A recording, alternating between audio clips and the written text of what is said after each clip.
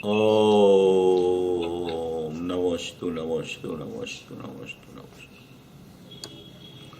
णमलोये श्रोत्रिकाळवर्ति अर्हन्ताणं णमलोये श्रोत्रिकाळवर्ति सिद्धाणं णमलोये श्रोत्रिकाळवर्ति आयर्याणं णमलोये श्रोत्रिकाळवर्ति उवज्जायाणं णमलोये श्रोत्रिकाळवर्ति शवशाहुणम्। ओंकार बिंदु संयुक्तम नित्यम ध्यायन्ति योगिनः कामदम मोक्षदम चैव ओंकाराय नमो नमः। मंगलम भगवान वीरो मंगलम गौतमो गणी मंगलम कुंद आर्यो जैन धर्मोस्तु मंगलम। सर्वमंगल मांगल्यम सर्वकल्याणकारकम प्रधानम सर्वधर्माणम जैनम जयतु शासनम। नमः शमैशाराय स्वानुभूत्या चकाशते चिस्वभावाय भावाय सर्वभावांतरच्छिदे एगो में शासदो अपाज्ञान दर्शन लखणों शेषा में बाहिरा भावा शव्य संयुग लखणा। मारो सुशाश्वत एक दर्शन ज्ञान लक्षण जीव छे बाकी बधा संयोग लक्षण भाव मुझथी बाह्य छे। હું એક શુદ્ધ સદારૂપી જ્ઞાન દર્શનમય કરે કે અન્ય તે મારું જરી પરમાણુ માત્ર નથી હરે। જે જાણતો અરહંતને ગુણ દ્રવ્યને પર્યયપણે તે જીવ જાણે આત્મને તસુ મોહ પામે લઈ ખરે। નથી અપ્રમત કે પ્રમત નથી જે એક જ્ઞાયક ભાવ છે એ રીત શુદ્ધ કથાય ને જે જ્ઞાત તે તો તે જ છે। जब नेत्र तेमज ज्ञान नथी कारक नथी वेद करे जाने ज कर्मोदय निर्जरा बंध तेमज मोक्ष ने ध्रुव अचल ने अनुपम गति पामेल सर्वेशित ने वंदी कहूँ श्रुत केवड़ी कथिता समय प्रावृत हो। स्थाप निज ने मोक्ष पंथे ध्यानुभव ते हने तेमाज नित्य विहार कर नहीं विहर पर द्रव्यो विषय। ओम श्री नमः शितेभ्य नमः शितेभ्य नमः शितेभ्य। अपनी चर्चा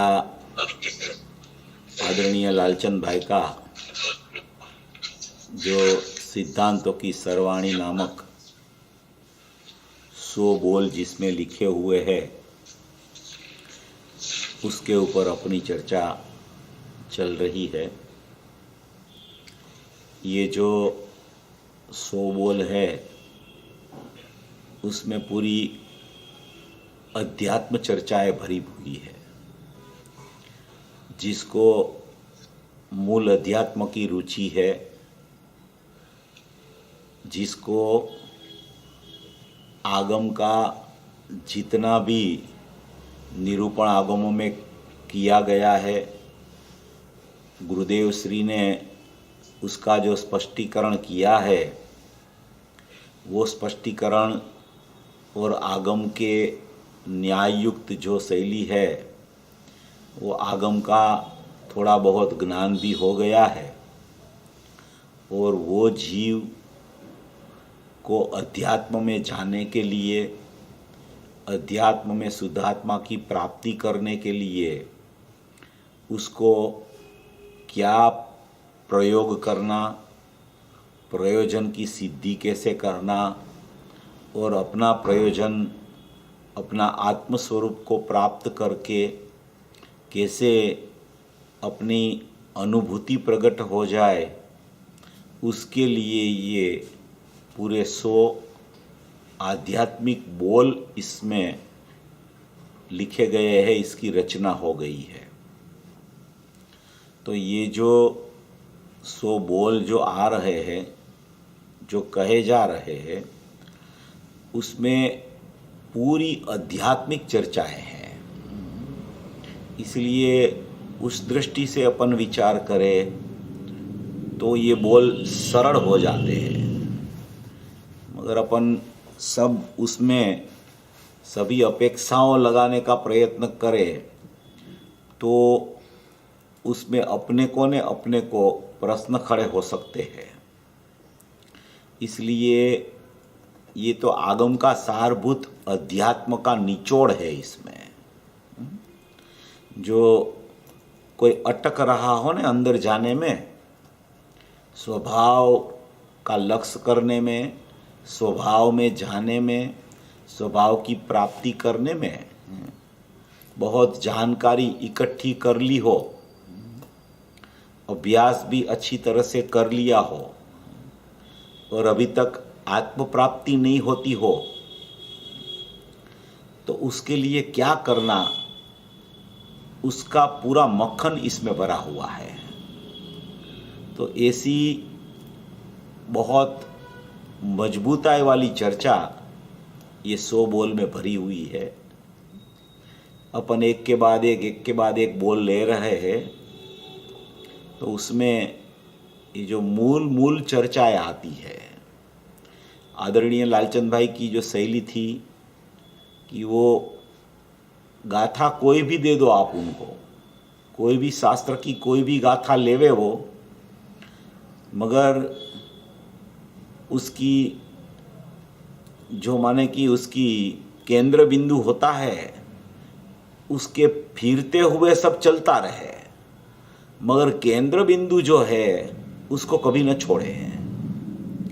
ऐसी उसकी शैली थी। तो ये शैली के अनुरूप ये सब बोल इसमें बहुत अच्छी तरह से आ गए हैं। अपन 9 नंबर का बोल की चर्चा कर रहे थे, वो तो बहुत अपना 2 स्वाध्याय उसके ऊपर अपना चल गया कि आत्मा अकर्ता है। वो तो जैन दर्शन की पराकाष्ठा है। पराकाष्ठा माने कि उसके बाद कोई वस्तु ही नहीं होती। अकर्ता कह दिया तो बात हो गई खत्म आत्मा की, उसके बाद कुछ नहीं होता, उसको पराकाष्ठा बोली जाती है। ऐसा अकर्ता स्वभाव, ज्ञाता स्वभाव, अरूपी चैतन्य स्वभाव, ज्ञान दर्शनमयी चेतना वाला स्वभाव, वो सचमुच में मेरा ज्ञायक भाव है, वो परिपूर्ण है, जाज्वल्यमान पदार्थ है, वो सतरूप सत्व है। ऐसी जो कोई अकर्ता की धुन पूज्य गुरुदेव श्री ने 45 साल तक चलाई। कोई भी पर्यायों की चर्चा आवे तो उसमें से अकर्तापना निकाले, पर्यायों का ज्ञान कराते जाए और द्रव्य की दृष्टि कैसे हुए अकर्ता स्वभाव की वो निरूपण करते जाए। पूज्य गुरुदेव श्री की ये शैली थी।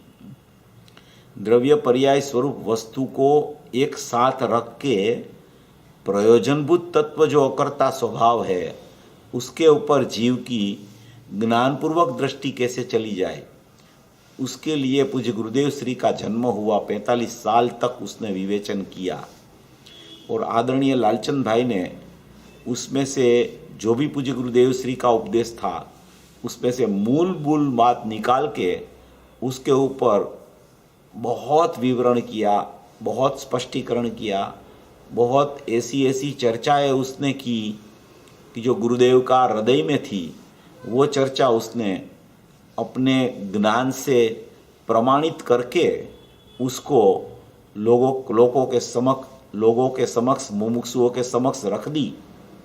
और ये सब चर्चाएं जो उसके प्रवचन है, उसकी तत्व चर्चाएं हैं, उसमें बहुत सी बातें गंभीरता वाली और प्रयोजनभूत आती रहती है। उसमें से चुने हुए ये जो बोल है कि आत्मा अकर्ता है, वो जैन दर्शन की पराकाष्ठा है। कर्ता बुद्धि और ज्ञाता बुद्धि वो 2 बड़े में बड़े दोष है। कर्ता बुद्धि श्रद्धा के दोष में जाता है, ज्ञाता बुद्धि ज्ञान के दोष में जाता है। ये 2 दोष जब तक श्रद्धा और ज्ञान का चलता रहता है तब तक अकर्ता स्वभावी ज्ञाता स्वभावी होने पर भी उसकी दृष्टि और उसका ज्ञान नहीं हो सकता। इसलिए वो कर्ता बुद्धि में श्रद्धा बाहर राग में अहम करती रहती है और ज्ञाता बुद्धि में ज्ञान ज्ञेयों की सन्मुख जाके बहिर्मुखता उत्पन्न करता रहता है। इसलिए वो 2 बड़े में बड़े दोष है। और अनादि से पर्याय में विभाव रूप ऐसा दोष चल रहा है, इसलिए जीव अकर्ता स्वभाव को जब तक याद नहीं करता, उसकी तरफ जीव चला नहीं जाता, उसका ज्ञान श्रद्धान जब तक नहीं करता, तब तक ये दोष जाते नहीं। और ये दोष को निकालने के लिए अकर्ता स्वभाव की दृष्टि और उसका ज्ञान होना चाहिए। उसका मतलब ये है कि वो श्रद्धा और ज्ञान बाहर से हटके अंदर आना चाहिए। उसको कहा जाता है कि आत्मा अकर्ता है, वो जैन दर्शन की पराकाष्ठा है, और कर्ता बुद्धि और ज्ञाता बुद्धि वो बड़े में बड़े दो दोष है। अकर्ता स्वभाव होने पर भी ये दोनों दोष अनादि से जीव की पर्याय में, एक समय की पर्याय में चल रहा है। द्रव्य स्वभाव अकर्ता रह जाता है, पर्याय में अनादि से विभाव रूप परिणमन, पराश्रित परिणमन, बहिर्मुख परिणमन अनादि से चलने से ये दो दोष प्रकट होते रहते हैं।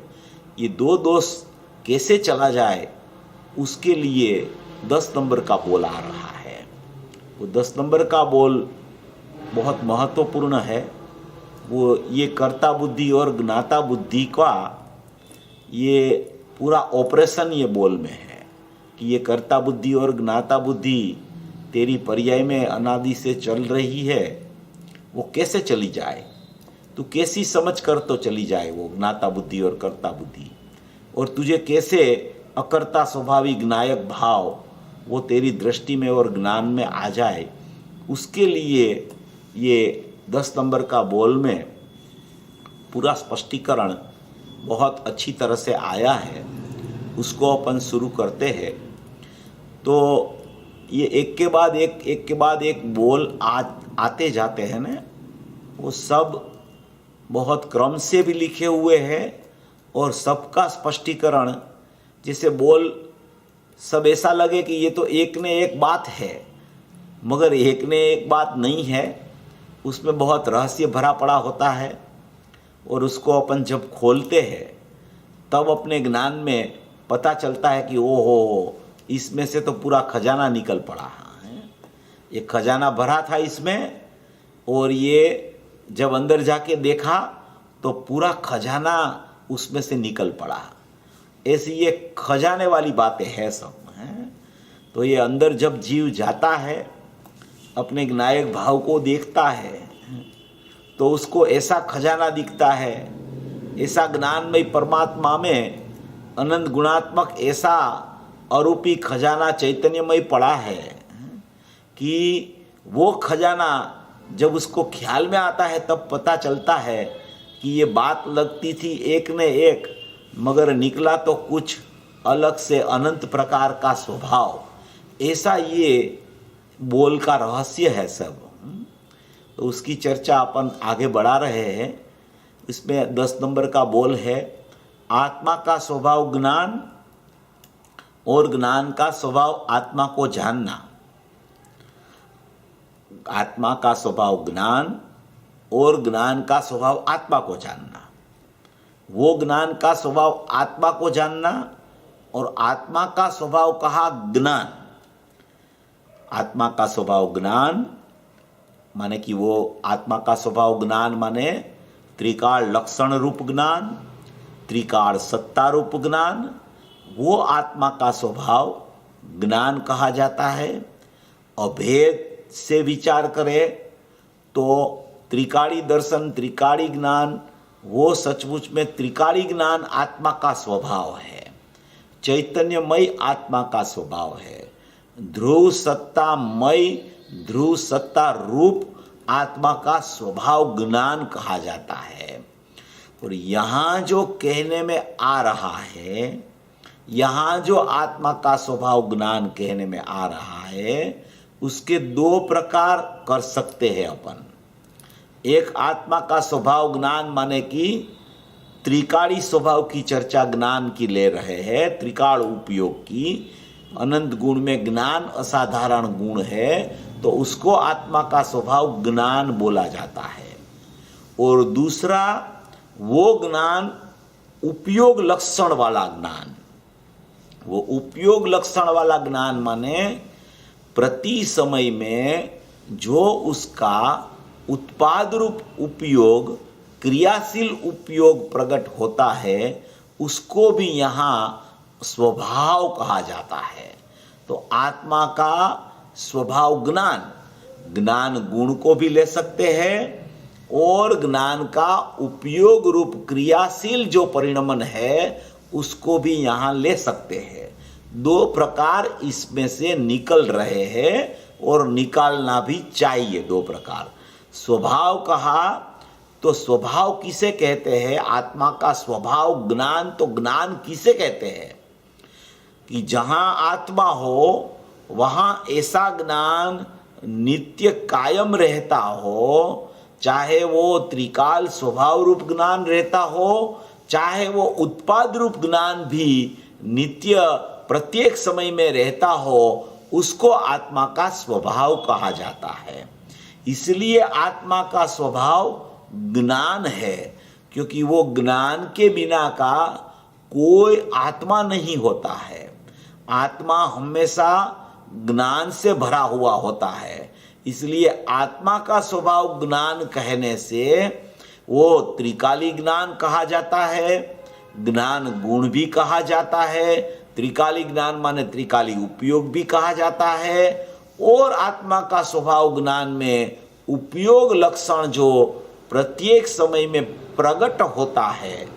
आत्मा का त्रिकाली ज्ञान तो ध्रुव सत्ता रूप रहता है, त्रिकाली गुण भी ध्रुव सत्ता रूप रहता है, और जो उसका उपयोग जो वर्तमान क्रिया रूप प्रकट होता है वो भी उसके साथ प्रत्येक समय में अनादि अनंत रहता होने से उसको भी आत्मा का स्वभाव कहा जाता है।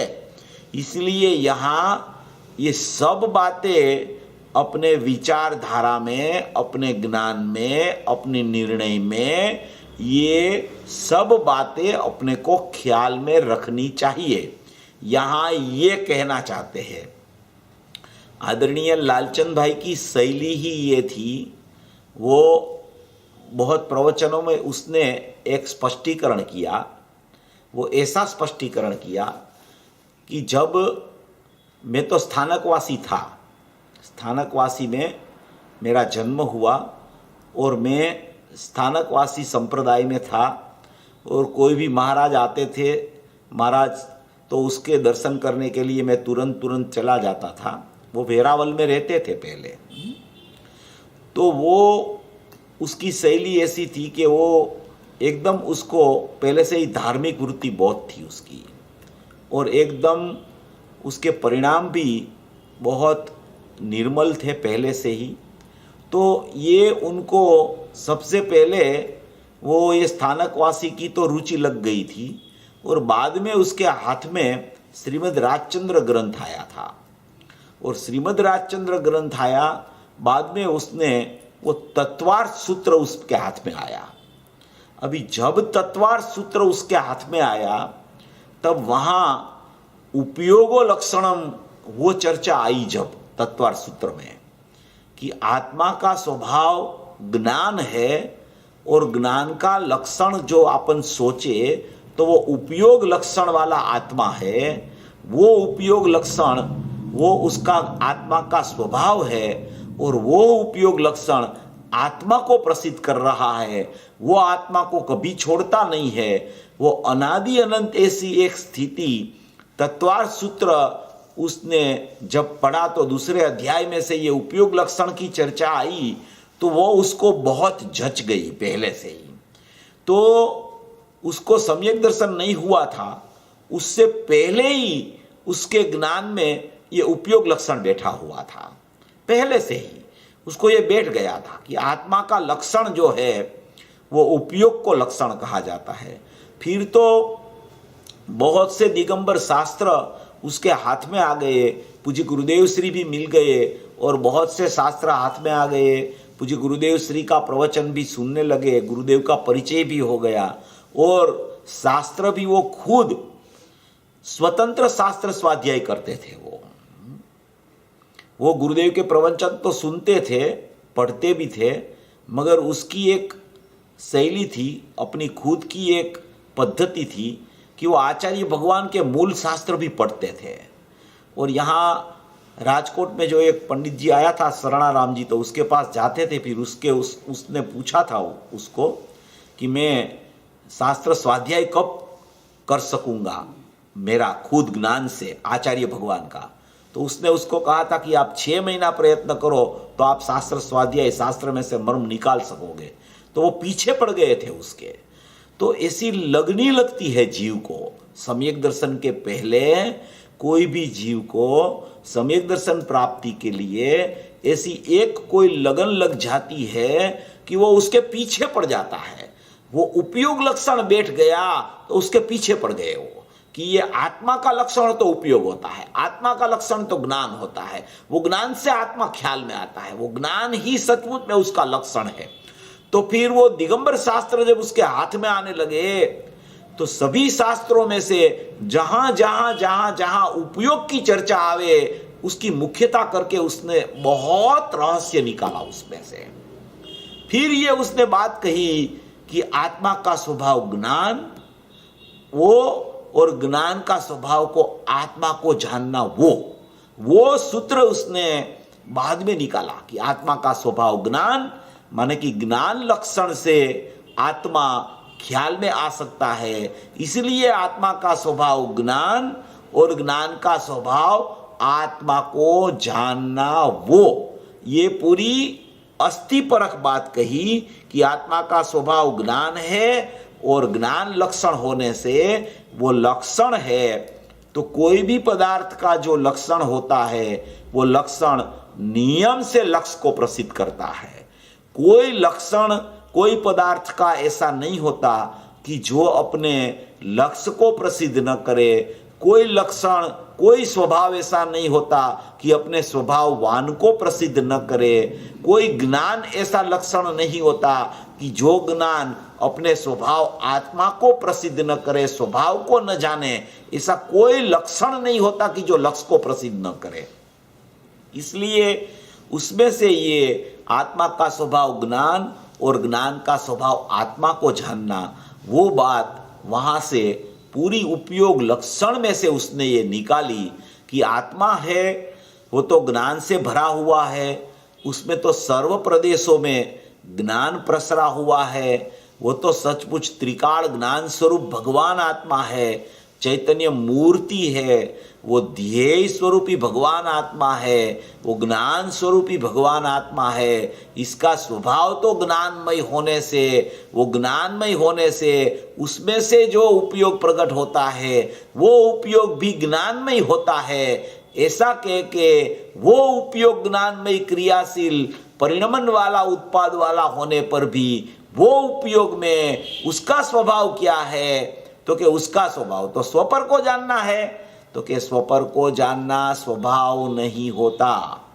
यहाँ अध्यात्म की प्रयोजन की सिद्धि की चर्चा में ये बात चल रही है कि आत्मा का स्वभाव ज्ञान है और जो ज्ञान आत्मा में से निकलता है वो आत्मा को कभी छोड़ता नहीं है। वो लक्षण अगर अपने लक्ष्य को छोड़ दे तो उसे कौन लक्षण कहे।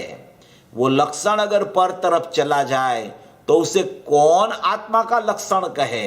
वो लक्षण पर सापेक्षता वाला हो जाए तो वो तो पर का लक्षण हो गया, उसको आत्मा का लक्षण कौन कहे।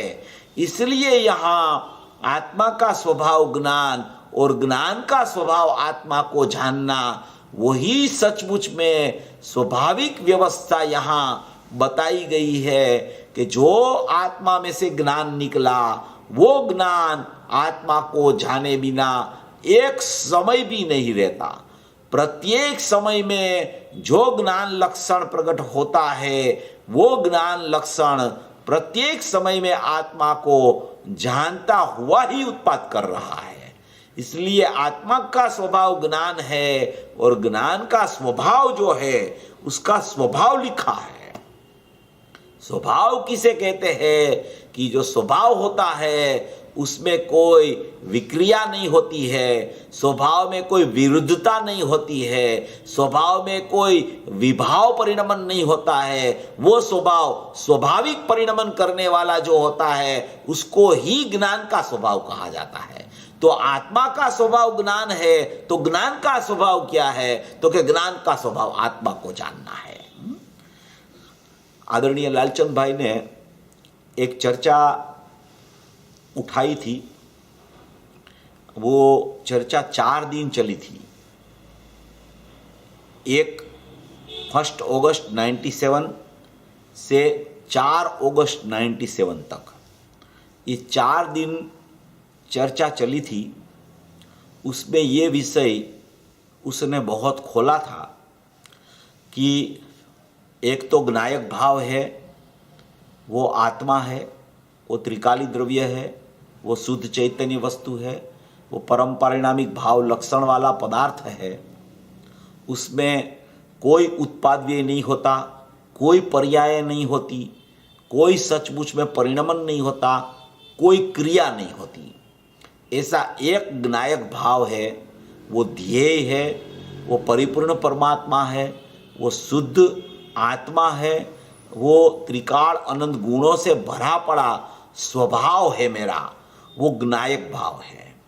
वो एक ज्ञायक भाव की चर्चा पहले ध्येय भूत अभेद करके, ध्येय माने त्रिकाली द्रव्य, भूत माने अनंत गुणात्मक, अभेद माने कि गुणों का अभेदपना, उसको ध्येय भूत अभेद कहा जाता है।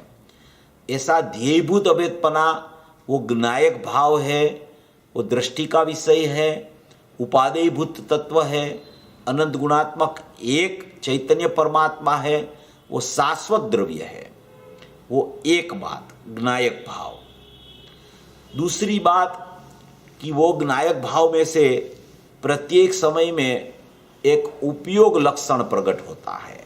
ये उपयोग लक्षण जो तत्वार्थ सूत्र वाला अपन ने लिया अभी, वो उपयोग लक्षण, जो उपयोग लक्षण समय सार में ठेर ठेर बहुत जगह पे आया है। ज्ञान का लक्षण उपयोग है, उपयोग में उपयोग है, उपयोग में क्रोधादि नहीं है।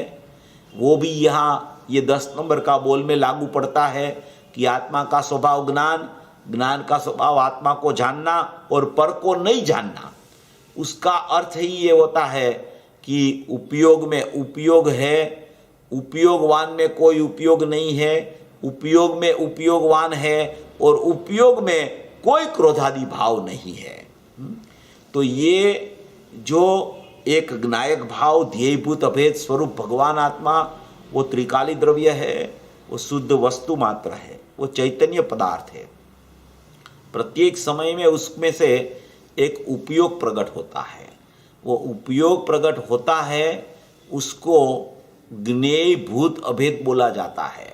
ज्ञेय भूत अभेद माने कि जो पर्याय है उसको ज्ञेय कहा जाता है, और वो ज्ञेय जो पर्याय है, आत्मा ध्येय है त्रिकाली द्रव्य, तो पर्याय ज्ञेय है। वो ज्ञेय जो पर्याय है वो आत्मा के ध्येय के साथ अभेद प्रत्येक समय में रहती है। उसको ज्ञेय भूत, भूत माने होने रूप, और अभेद माने कि वो पर्याय, वो उपयोग लक्षण कभी आत्मा को छोड़ता नहीं है। इसके लिए उसको ज्ञेयभूत अभेद कहा जाता है। ध्येयभूत अभेद एक, एक ज्ञेयभूत अभेद।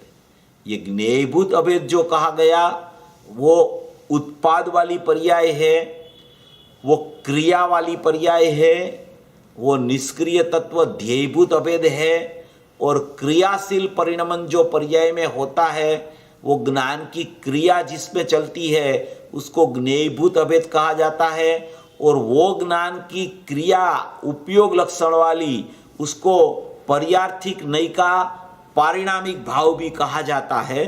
ये दोनों बात मैं आपको पूज्य भाई श्री के प्रवचन में से बता रहा हूँ, इसलिए ये बहुत मार्मिक प्रकरण है, बहुत समझने लायक है। एक ज्ञायक भाव, दूसरा उपयोग लक्षण, तीसरा वो उपयोग लक्षण में प्रत्येक समय में वो उपयोग प्रगट लक्षण होने पर भी, वो ज्ञायक के साथ ज्ञेयभूत अभेद होने पर भी, वो उपयोग में प्रत्येक समय में स्वपर का प्रतिभासन होता रहता है। स्व माने ज्ञायक भाव और पर माने अनंती पर्याय और अनंत पदार्थ ज्ञेय, उसका सबका प्रतिभास प्रत्येक समय में वो ज्ञान उपयोग में होता है। तो एक ज्ञायक भाव है, एक उपयोग लक्षण है, एक वो उपयोग लक्षण में स्वपर का प्रतिभास होता है, और वो जो उपयोग लक्षण में स्वपर का प्रतिभास होता है, वो जो स्वपर प्रतिभास मय जो ज्ञान है, उसको ज्ञेयाकार ज्ञान कहा जाता है। ज्ञेयाकार ज्ञान, क्योंकि उसमें परज्ञेयों का भी ज्ञान है और स्वज्ञेय का भी ज्ञान है। स्व और पर का प्रतिभास है, वो लक्षण उपयोग है, उपयोगवांतरिकाली द्रव्य है। तो वो लक्षण जो उपयोग है, वो उपयोग का नाम ज्ञेयभूत अभेद आत्मा से है। कथनचित अनन्य रहता है, वो अनन्य रहता हुआ ध्येय से उसमें प्रत्येक समय में स्वपर का प्रतिभासन प्रत्येक समय में होता है, और वो प्रतिभासन वाली अवस्था जो ज्ञान की पर्याय है, उसमें वो ज्ञान की पर्याय का नाम उस समय ज्ञेयाकार ज्ञान पड़ता है। ये चार बात है। एक ज्ञायक भाव है, एक उपयोग लक्षण प्रकट होता है, तीसरा उसको स्वपर का प्रतिभास उसमें होता है, चौथा नंबर उसका नाम ज्ञेयाकार ज्ञान है। यहां तक कोई बंध मोक्ष नहीं है, यहां तक कोई बंध मोक्ष की स्थिति नहीं है, यहां तक स्वाभाविक व्यवस्था है। ये स्वभाव का निरूपण है। आत्मा ज्ञायक भाव, उसका प्रगट रूप उपयोग, ज्ञायक भाव ध्येयभूत अभेद, उसकी ज्ञान की पर्याय है वो प्रगट रूप उपयोग है, वो उसका नाम ज्ञेयभूत अभेद भी कहा जाता है, और उसका लक्षण जो उपयोग का है उसको पर्यार्थिक, नयिका, पारिणामिक भाव, उत्पाद वाली पर्याय को, क्रियाशील पर्याय को कहा जाता है। वो ज्ञेयभूत अभेद होता है, और वही ज्ञेयभूत अभेदपना जब चलता रहता है, उसी समय उसमें स्व और पर का प्रतिभासन प्रत्येक समय में होता है। स्वपर का ज्ञान होता है कहो, स्वपर का प्रतिभासन होता है कहो, स्वपर का अवभाषण कहो, स्वपर की झलक कहो, जो भी कहो, वो एक समय का उपयोग में प्रत्येक समय में होता है। और वो झलक होने के कारण, प्रतिभासन उसमें होने के कारण, वो ज्ञान उपयोग का नाम ज्ञेयाकार ज्ञान पड़ जाता है प्रत्येक समय में। ये ज्ञेयाकार ज्ञान जब तक होता है तब तक भी कोई विभाव का परिणमन नहीं है। ये पूरा परिणमन ज्ञान उपयोग का भी स्वाभाविक परिणमन चल रहा है। अभी उस समय भेद ज्ञान कैसे करना, उसमें कला है, वो अलग बात है। अपन तो पहले इसकी ही चर्चा कर रहे हैं। ये मैं आपको बताता हूं, पूज्य भाईश्री का अनेकांत अमृत नाम का एक अपन ने शास्त्र बाहर निकाला था, पूज्य भाईश्री का प्रवचन का। उसमें 8 प्रवचन छपे हुए थे, 8 प्रवचन।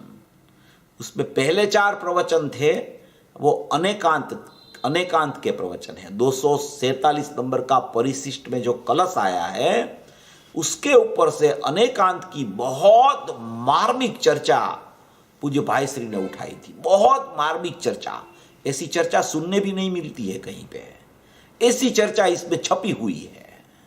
उसके प्रवचन भी वीडियो में है, आप देख सकते हो इसके सामने रख के। वो 192 193 नंबर का प्रवचन क्रम में है, उसमें से ये छपा हुआ है। तो वो ये इसमें पूरा ये अनेकांत का प्रकरण, वो अनेकांत कैसे अमृत कहा जाता है, उसका प्रकरण इसमें छपा हुआ है, छप गया है वो। तो ये 4 प्रवचन पहले वाले तो अनेकांत वाले हैं, और ये 5, 6, 7, 8 4 प्रवचन जो है, उसमें ये पूरी चर्चा ज्ञायक भाव, उसका उपयोग लक्षण, वो उपयोग में स्वपर का प्रतिभास, वही उपयोग का नाम ज्ञेयाकार ज्ञान, और उस ज्ञेयाकार ज्ञान में कैसे भेद ज्ञान करना उसकी प्रक्रिया, और उसका आधार देके प्रवचन सार की 48 और 49 गाथा कि जो एक को जानता है वो सर्व को जानता है, और जो सर्व को जानता है वो एक को जानता है, उसकी भी बहुत मार्मिक चर्चा इसमें छपी हुई है। उसमें जयसेन आचार्य भगवान का भी प्रवचन सार का वो 48, 49 गाथा और 80वीं गाथा का आधार से वहाँ बहुत व्याप्ति ज्ञान के द्वारा कैसे सर्व को जानने वाला अपने ज्ञान को जान लेता है, उसकी भी चर्चा उसमें बहुत महत्वपूर्ण आई है। मगर अपना विषय वो नहीं है। अभी अपन यहाँ चर्चा कर रहे हैं आत्मा का स्वभाव ज्ञान और ज्ञान का स्वभाव आत्मा को जानना। तो देखो ये यहाँ मैं पढ़ के बताता हूँ, इसलिए थोड़ा ये पूज्य भाईश्री का ही अपनी चर्चा चल रही है, तो उसने जो निरूपण किया है वो अपन थोड़ा देख लेते हैं। 79 नंबर का पेज है, अनेकांत अमृत नाम का बुक है, शास्त्र है, उसमें 79 नंबर का पेज है। जो प्रवचन छपा है उसमें 6 नंबर का प्रवचन है। उसमें से मैं ये पढ़ के आपको बताता हूँ कि ये आत्मा का स्वभाव ज्ञान और ज्ञान का स्वभाव आत्मा को जानना, उसका अर्थ क्या है, उसको दोनों को क्या कहते हैं, उसकी विधि क्या होती है, उसको स्पष्ट कैसे किया जाए। देखो यहाँ अपने को उपयोग को सामान्य कहना है। क्या कहते हैं? यहाँ उपयोग को सामान्य उपयोग कहना है, द्रव्य को सामान्य नहीं कहना। द्रव्य तो त्रिकाल सामान्य है, वो तो ध्रुव है, वो तो चैतन्य वस्तु है, वो तो अभेद अखंड ज्ञायक भाव है, वो तो ज्ञायक भाव भूतार्थ स्वभाव है, वो सामान्य वस्तु है। वो सामान्य में से जो परिणमन निकला वो उपयोग है, उसको भी यहाँ सामान्य कहना है, ऐसा कह रहे हैं। द्रव्य को सामान्य नहीं कहना, नहीं तो द्रव्य सामान्य और उपयोग विशेष ऐसा भी कहने में आता है। जब वो प्रमाण का द्रव्य की चर्चा में द्रव्य को सामान्य कहा जाए तो पर्याय को विशेष कहा जाता है, और यहाँ अभी उपयोग को सामान्य कहने की अपनी चर्चा चल रही है, ऐसा पूज्य भाईश्री कह रहे हैं। द्रव्य सामान्य और उपयोग विशेष ऐसा भी कहने में आता है, मगर अभी वो नहीं लेना है। अभी तो द्रव्य जो शुद्धात्मा है वो सामान्य तत्व है, उसके अंदर एक उपयोग प्रकट होता है। उसके अंदर माने उसमें से एक उपयोग प्रकट होता है। द्रव्य सामान्य शुद्धात्मा त्रिकाली द्रव्य परम पारिणामिक भाव लक्षण वाला भगवान आत्मा, उसमें से एक उपयोग प्रकट होता है। वो होता है उसकी बाहर में, होता है उसके बाहर में, त्रिकाली द्रव्य के बाहर में उपयोग प्रकट होता है, माने कि उत्पाद रूप है। उत्पाद रूप है माने कि पर्याय रूप है, पर्याय रूप है माने कि क्रिया रूप है, क्रिया रूप है माने कि प्रत्येक समय में वो उत्पाद रूप रहता है और बाद में उसका दूसरे समय व्यय हो जाता है। अभी जो शुद्धात्मा है सामान्य तत्व, उसके अंदर एक उपयोग प्रकट होता है, वो होता है उसकी बाहर में, अंदर एक उपयोग प्रकट होता है ऐसा बोला, फिर बोल रहे हैं कि होता है उसकी बाहर में उपयोग। अंदर ध्रुव तत्व में वो उपयोग माने कि प्रकट नहीं होता, अंदर ध्रुव तत्व में वो उपयोग प्रकट नहीं होता। वर्तमान जो क्रियाशील उपयोग है वो अंदर ध्रुव तत्व में नहीं है, ध्रुव तत्व में वो उपयोग प्रकट नहीं होता है, वो ध्रुव तत्व की बाहर उपयोग प्रकट होता है। अगर अंदर उपयोग प्रकट होता हो तो वो सचमुच में द्रव्य ही नहीं रहे, द्रव्य उत्पादी वाला हो जाए, द्रव्य परिणामी हो जाए। परिणामी द्रव्य के आश्रय से तो किसी का परिणमन शुद्ध नहीं होता। स्थिर तत्व जो होता है अपरिणामी तत्व शुद्ध ज्ञायक भाव, उसके आश्रय से ही शुद्धता का जन्म होता है।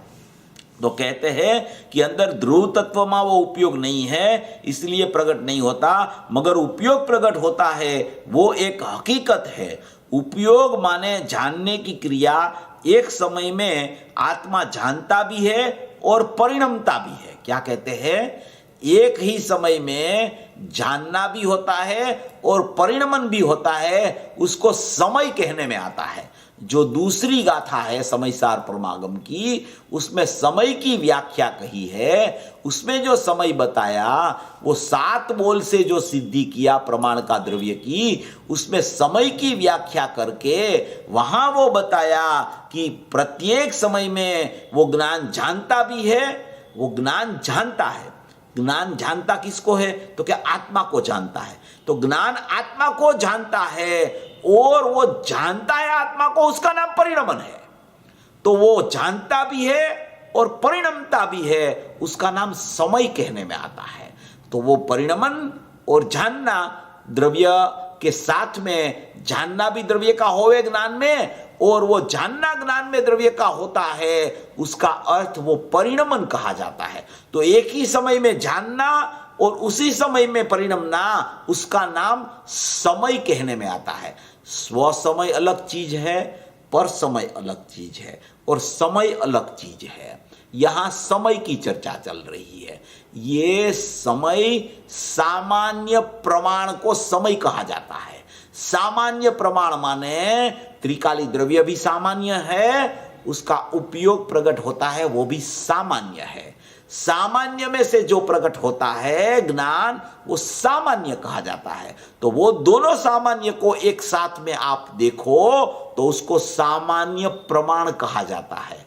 बाद में वो सामान्य प्रमाण में से वो स्वसन्मुख होवे तो उसको स्वसमय कहा जाता है, वो पर सन्मुख होवे तो उसको पर समय कहा जाता है। वो आया ने, जीव चरित्र दर्शन ज्ञान स्थित स्थू स्व समय निश्चय जाणवो, स्थित कर्म पुद्गल ना प्रदेशे पर समय जीव जाणवो है। तो जीव चरित्र दर्शन ज्ञान स्थित, वो उसके जीव उसकी सन्मुख होके परिणमे तो स्व समय, और पुद्गल कर्म की सन्मुख होके, पर की सन्मुख होके परिणमे तो पर समय। मगर वो स्व समय और पर समय निकला कहां से? तो कि वो समय में से निकला।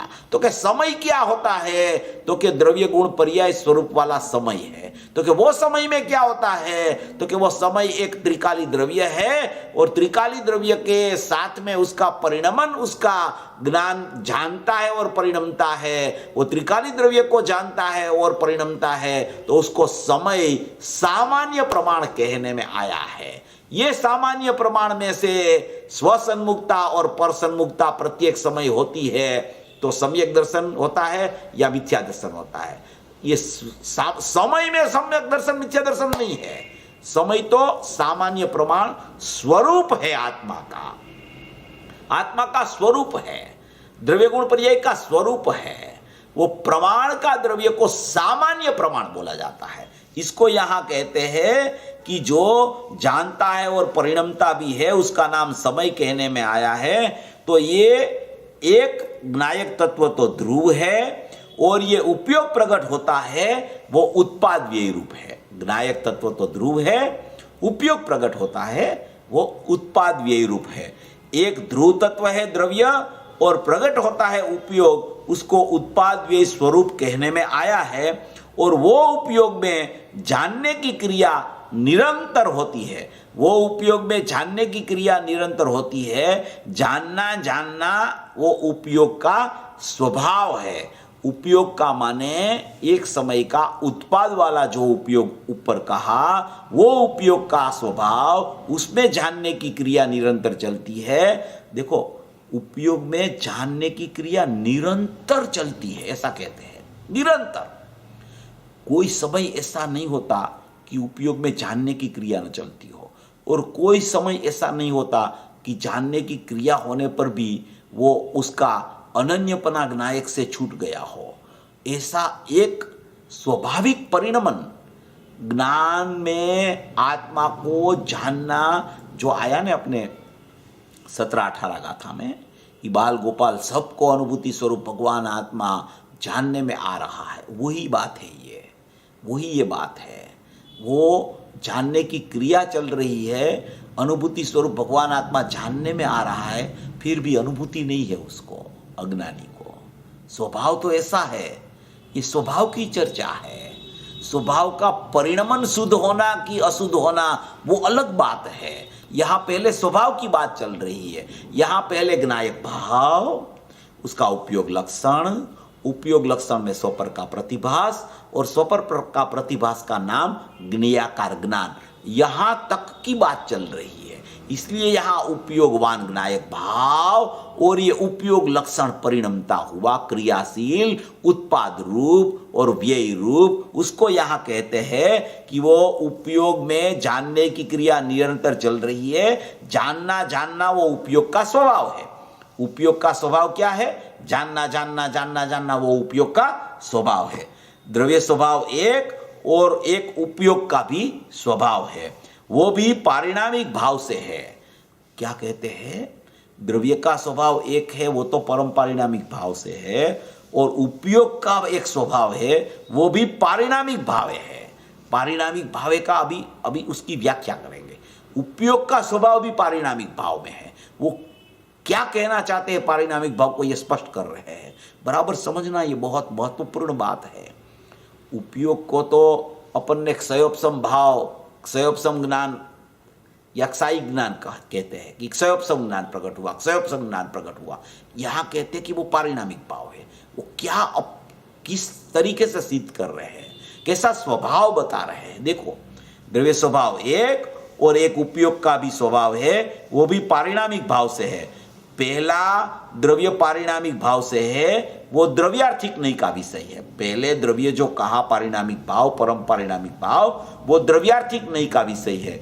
जो द्रव्य को प्रसिद्ध करे उसको द्रव्यार्थिक नहीं कही जाती है। तो द्रव्यार्थिक नहीं का विषय त्रिकालीय भेद परम पारिणामिक भाव लक्षण वाला ध्रुव तत्व, ज्ञायक तत्व, भूतार्थ तत्व, सिद्ध स्वरूपी भगवान आत्मा, अपरिणामी तत्व, उसको ज्ञायक भाव को द्रव्यार्थिक नहीं का विषय, दृष्टि का विषय को बोला जाता है। देखो, ये थोड़ी चर्चा ऐसी है ना, ये थोड़ी समझने से बहुत स्पष्टीकरण होता है। इसलिए इसको अपन यहाँ थोड़ा ये लेके खोलते रहे हैं इसको, तो थोड़ा एक बार ये बात समझ में आ जाए ना, तो ये जो ध्येयभूत अभेद और ज्ञेयभूत अभेद वो अनादि अनंत व्यवस्था है, उसमें कभी खलेल नहीं हो सकती। ऐसा ही स्वरूप है। एक अपरिणामी तत्व है और एक परिणमन वाला ज्ञेयभूत अभेद वाला तत्व है। वो दोनों एक साथ रहते हैं हमेशा। उसमें दृष्टि होती है अपरिणामी पर, और ज्ञान में ये सब ख्याल में आता है। इसलिए ये स्वभाव है पूरा। इसलिए इसकी चर्चा यहाँ अपन ने उठाई है, और पूज्य भाई श्री ने इसका बहुत स्पष्टीकरण उपयोग का बहुत किया है। देखो, द्रव्य स्वभाव एक और उपयोग का भी स्वभाव है, वो भी पारिणामिक भाव से है। पहले द्रव्य पारिणामिक भाव से है, द्रव्यार्थिक का नहीं का विषय, और ये भेद है, ये व्यवहार नहीं का विषय होने पर भी ये भेद माने प्रगट उपयोग। प्रगट उपयोग कैसा है कि वो भेद रूप है। वो भेद रूप उपयोग व्यवहार नहीं का विषय होने पर भी, क्योंकि उत्पाद होता है वो व्यवहार नहीं का विषय होता है, ध्रुव होता है वो निश्चय नहीं का विषय होता है। ये उत्पाद वाला उपयोग है, वो उपयोग वो भेद होने से व्यवहार नहीं का विषय होने पर भी वो पारिणामिक भाव पे है, पारिणामिक भाव से है। वो व्यवहार नहीं का विषय है, फिर भी उसको यहाँ पारिणामिक भाव बोलते हैं। वो कौन सा यहाँ क्या सिद्ध करना चाहते हैं? व्यवहार नहीं का विषय तो पर्याय होती है, पर्याय ज्ञान की तो क्षयोपशम भाव पे होती है, क्षयोपशम भाव होता है। तो यहाँ पारिणामिक भाव कैसे कह रहे हैं उसको? देखो, ये बता रहे हैं, पूरा स्पष्टीकरण आ रहा है। व्यवहार नहीं का विषय होने पर भी वो तो पारिणामिक भाव रूप है। पारिणामिक भाव किसको कहते हैं? किसको पारिणामिक भाव कहते हैं? ये ज्ञान की एक समय की पर्याय का उत्पाद का जो लक्षण है, उसकी चर्चा यहाँ पारिणामिक भाव है वो चल रही है। उस तरीके से समझना।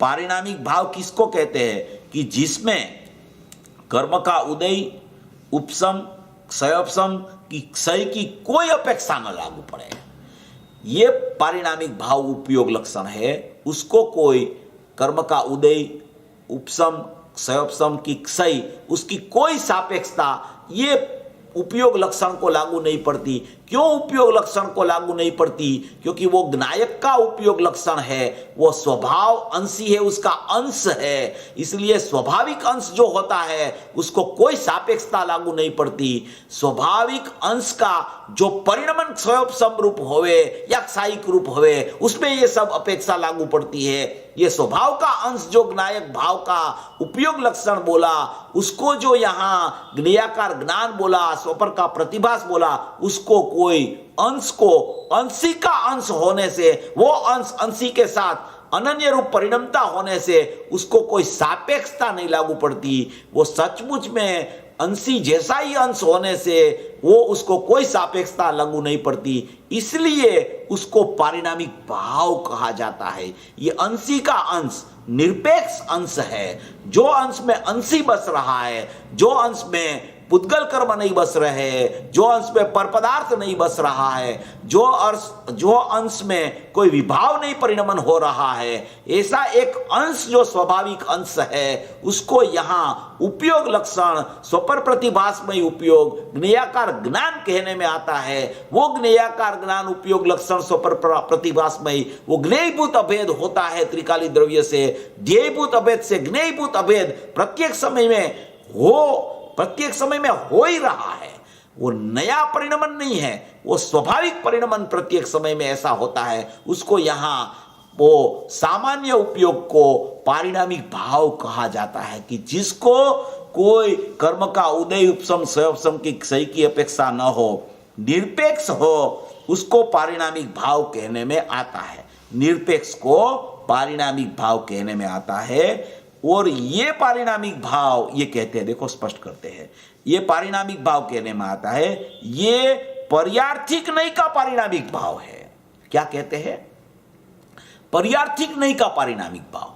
पर्यार्थिक नहीं का पारिणामिक भाव ये सामान्य उपयोग है, ये उत्पाद रूप उपयोग है, ये क्रियाशील उपयोग है, ये स्वपर का प्रतिभासमय उपयोग है, ये ज्ञेयाकार ज्ञान वाला उपयोग है, वो उत्पाद रूप उपयोग है, एक समय की पर्याय है। उसको यहाँ पर्यार्थिक नई का पारिणामिक भाव कहने में आया है। क्यों पर्यार्थिक नई का पारिणामिक भाव कहने में आया? क्योंकि वो स्वाभाविक अंश है। अंश है वो स्वाभाविक, अंशी नहीं है। वो अंशी त्रिकाली द्रव्य है, उसमें से निकलने वाला ये अंश होने से उसको अंश को उत्पाद अंश को पर्यार्थिक नई का पारिणामिक भाव बोला जाता है। वो आत्मा का स्वभाव ज्ञान और ज्ञान का स्वभाव आत्मा को जानना, ये अंश में अंशी बस रहा है, ये अंश है वो अंशी का है, इसलिए यहां उसको भी पारिणामिक भाव कहा जाता है। मगर वो पारिणामिक भाव कौन सा? परम पारिणामिक भाव नहीं, पर्यार्थिक नई का पारिणामिक।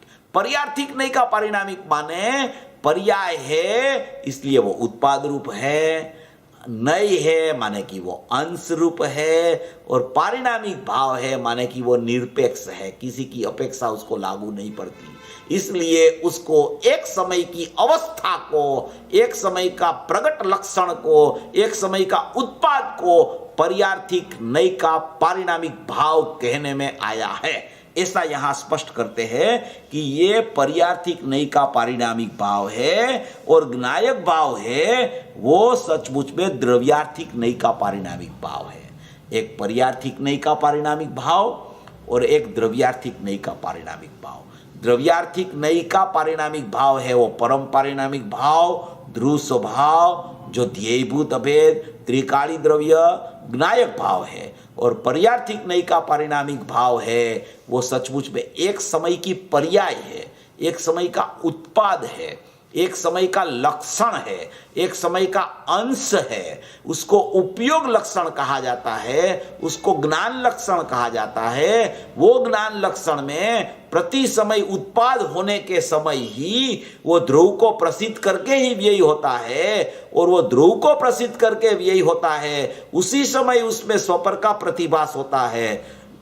उसी समय में वो ज्ञान का उपयोग का नाम ज्ञेयाकार ज्ञान पड़ जाता है। वो उपयोग लक्षण कहो, स्वपर का प्रतिभासमय कहो, ज्ञेयाकार ज्ञान कहो, पर्यार्थिक नई का पारिणामिक भाव कहो, अंश कहो, स्वाभाविक परिणमन कहो, सब एकार्थ बात है उसकी। वो पूरा वहां तक ज्ञायक भाव और ये उपयोग लक्षण में इतने प्रकार का है, वहां तक कोई सापेक्षता लागू नहीं पड़ती।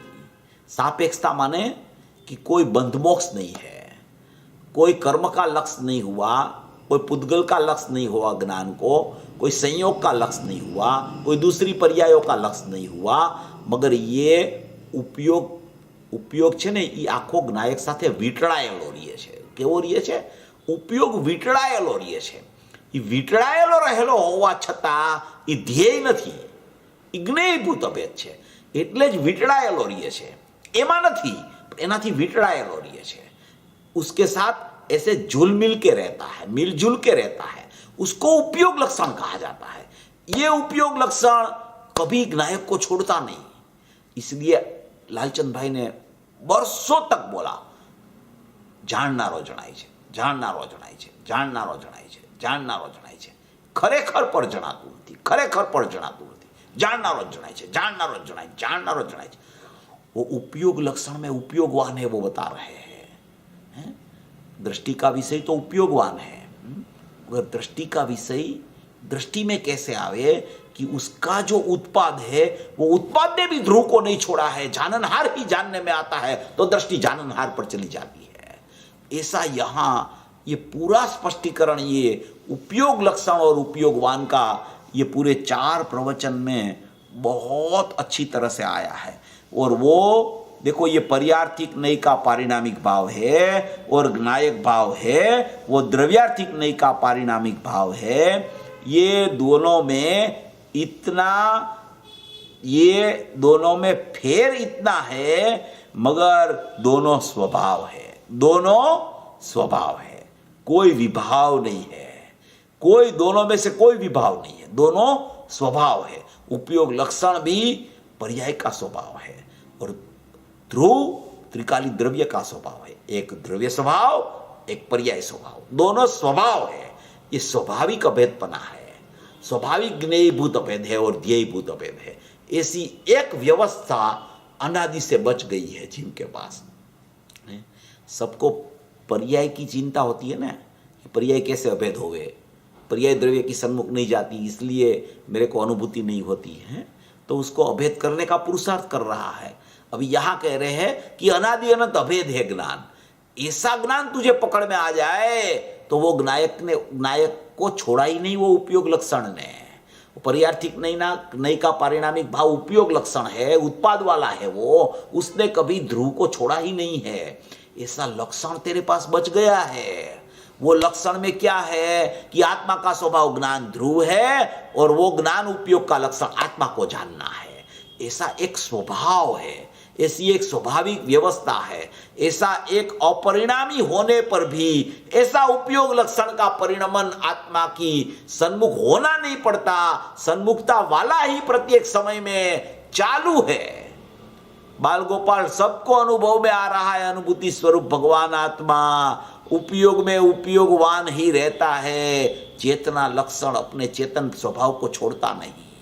ये सब बातें इसमें गर्भित पड़ी हुई है। माने कि आत्मा का स्वभाव ज्ञान और ज्ञान का स्वभाव आत्मा को जानना, वो ये पहले में पहली चर्चा ये है। जैन दर्शन की सबसे पहली चर्चा ये है, आत्मा का स्वभाव ज्ञान और ज्ञान का स्वभाव आत्मा को जानना। इसमें सम्यक एकांत भी आता है और इसमें अनेकांत भी सिद्ध होता है।